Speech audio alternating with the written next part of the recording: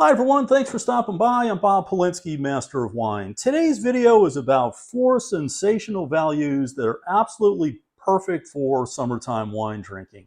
I'm looking for wines that might be a little bit off your radar screen, but in most markets around the world, these can be found.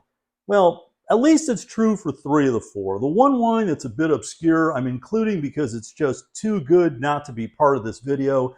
And I think there's a time where this actually may be something that has a much stronger market presence. In the summertime, I prefer lighter, fresher, brighter style wines, and that's exactly what's going to be covered in this video. The first wine up in this video is actually the least expensive wine to be discussed here. It's from an area known as Entre, deux, and the specific producer name is Chateau Haut Dominque. I picked this up at Trader Joe's for under $10. Entre, deux, is a vast stretch of land that is a bit south and east of the city of Bordeaux. There is a huge amount of wine that comes out of this region, most of it inexpensive, both red and white. The name Entre, deux, means between two seas. Well, it's actually not. There's 2 estuaries that come off the Atlantic, so there's a bit of an embellishment there. But in terms of wine styles, very consistent in terms of being fresh, very zesty, clean, generally no oak. These are wines that are primarily driven by Sauvignon Blanc with a supporting role of Semillon. In some cases, you'll find a little bit of Sauvignon Gris or Muscadelle used. In terms of appearance, Entre, deux, generally is going to be very pale in color. Oftentimes, it'll have a little bit of a greenish tinge.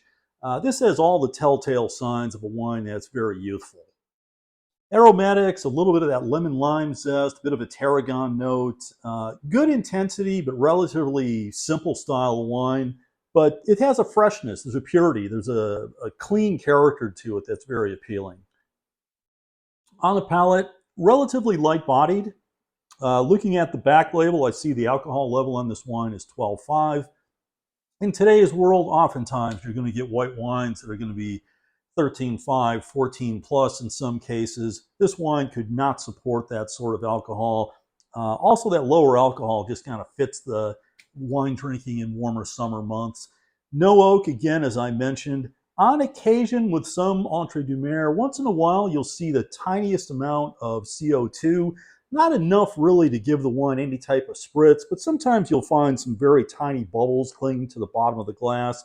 I don't see it with this wine. And also, if you cannot find this specific producer, no worries at all. Look for an Entre, deux, from a current vintage.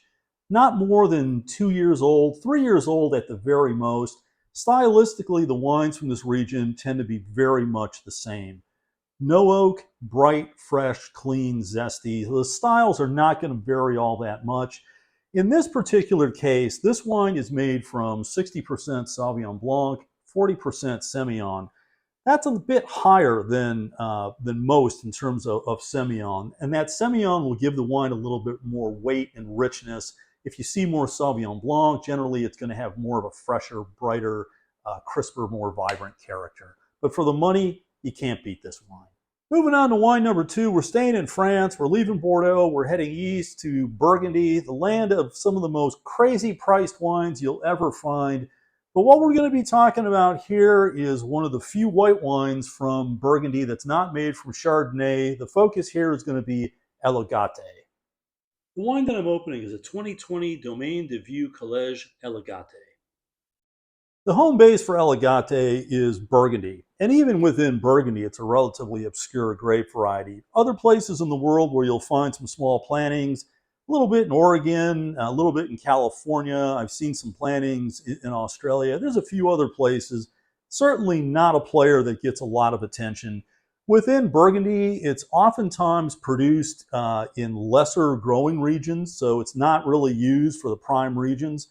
But it is something that has a long history within Burgundy. I think many of the examples that are solid, well made, are really very enjoyable. The wines have good acidity, they're bright, they're fresh. In some cases, there's claims that the wines actually do age well. My experience doesn't support that. The one that I have is a 2020. It's drinking just fine as is. If I could have found a 21, I would have taken that instead. Let's see what this one looks like in the glass. Definitely a different color than the previous wine. Where we had that greenish tinge, this has more of a straw yellow color, very typical of Aligote. Aromatics also very different. This has more of a green apple characteristic to it, a little more intensity. Seems a bit more polished as well. On the palate, there's more weight. It's rounder, fuller. Definitely has more heft to it. Looking at the label, this shows 13.5 alcohol, and that certainly is conveyed. It actually is quite reminiscent of Chardonnay in many ways. If this wine has any oak to it, it's minimal. Wines like this, generally you can find in that $20 range. That's US dollars.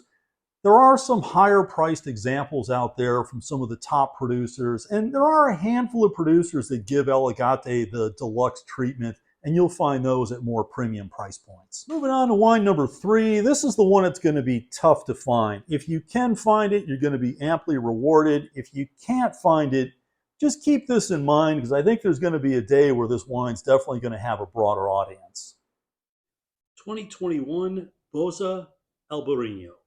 Well, I've got to admit, I am seriously crushing on this wine. I absolutely love it. The wines from Uruguay I'm finding so interesting. What I don't understand is the high level of focus on Tannat. That seems to be the grape variety that most everyone talks about. Sure, I've had some very good examples of it, and I do enjoy those wines. But for me, Albarino is where it's at. It's actually not one of the greater produced in terms of quantity, but the examples that I've had are absolutely fantastic. I think it's got great potential. Uruguay is a place that produces not a lot of wine, but it does rank 4th in South America. You have Chile, Argentina, Brazil, and then a distant 4th is Uruguay. Boza claims to be the first producer of Albarino in Uruguay, dating back to 2001. In terms of the overall production of wine from that country, most of it is exported to either Mexico or Brazil. A good deal of it's also just consumed within the country itself. It is being exported to some other places like the UK, Canada, the US, in small amounts, some other countries as well. And it seems like within the wine geek Som community, Albarino from Uruguay has caught people's attention. So I think this can help to drive the awareness and drive a future for this wine. Now, in terms of style, it's somewhat different than what you're going to find from the classic regions in Spain. The vineyards in Uruguay primarily are in the very far south of the country. It has a very heavy influence from the Atlantic. The season tends to be very, very long. What I've tasted with these wines, they have more of a polished character than many of the Spanish versions. The wines are a little rounder, a little weightier, richer. There's almost a sublime character to the wines that I find very appealing. Let's take a look at this wine in the glass. It has a pale yellow color to it, very much in line with what you'd expect with a wine that's very youthful, being a 2021 vintage. The aroma on this wine is just sublime. There's good intensity, there's good weight, there's richness, there's a breadth to it. It has a stone fruit character, no alcoholic heat whatsoever. I mean, excellent aromatics. On the palate, it carries right through. There is weight, there's richness. It carries through to the back palate in a very good way.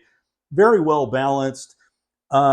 The side label shows that this does have a bit of oak, 10%, so that may lend a little bit more of that range in terms of complexity.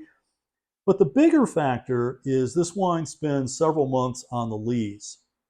That'll provide the wine with more of a structural component.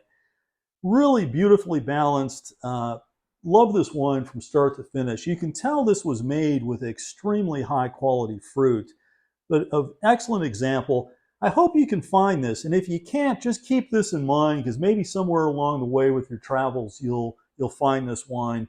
It's an absolute beauty. And the final wine in this video, and the only red, is one of my all-time faves for summertime, and, well, truth be told, really most any time. That's Cru Beaujolais.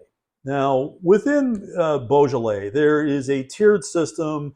You have basic level, the generic standard level of Beaujolais, very common, inexpensive wine, meant for very near-term consumption.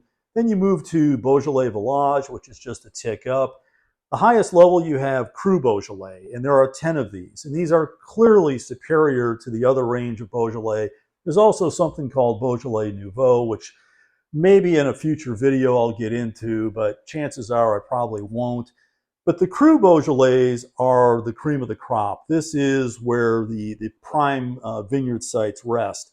And a lot of this has to do with the soil structure. When I was there some years ago, I was having a conversation with one of the growers, and they identified the high granite content as being a key contributor to the quality level of Cru Beaujolais. So that's one of the key factors. And if you think back many, many years ago, before the science was there to actually establish the geological mapping, the growers back in that time actually established there were prime areas. Those prime areas very much overlap with what the geological maps show today as being high granite soils. So that's the key. There are 10 Cru Beaujolais. Stylistically, there's some difference between them. There's a couple that do age quite well. That's Moulin Avant and Morgon. The rest of them are really quite at their prime within 2, 3, 4 years of the vintage, maybe a bit longer in some cases, but many of these can be enjoyed while they're fairly young. The Cru Beaujolais, the better producers, are generally going to start around that $30 US. They'll tick up from that point, but you can find great examples for that sort of money. This is the 2019 Domaine Anita Chanas. Okay, let's take a look at this fourth and final wine. There's some good color density to it. There's some fade as you get out to the rim. There's a bit of a purpley hue to it, which is not all that uncommon with Gamay. But it looks like a wine that's still holding together very well in terms of appearance. The aroma is loaded with red fruit. It has that cherry strawberry note to it, very bright. There's a freshness, a lively, a purity to the aromatics. Smells great. It's like it almost grabs your nose and pulls it into the glass. Very, very appealing. Not getting any alcoholic heat. It shows 13.5, so kind of a moderate alcohol level. On the palate, good presence up front. It extends to the back palate. Moderately high acidity, and that keeps the wine feeling very bright and fresh on the palate. No overt oak. Tannin levels are very low. This is actually a wine that could benefit from a little bit of time being chilled down, but an absolute beautiful type of wine to have in those summer days where you want something a little brighter, a little fresher. If you can find any of the Cru Beaujolais from current vintages, that's going to keep you in a safe choice. You're going to be doing just fine. If you can find domain bottlings, generally they're going to be in that $30-ish price range US. There you're going to be very much more guaranteed of having something of superior quality. But I'm a big fan of Cru Beaujolais. I drink these wines often, and in the summertime, they are just spot on brilliant.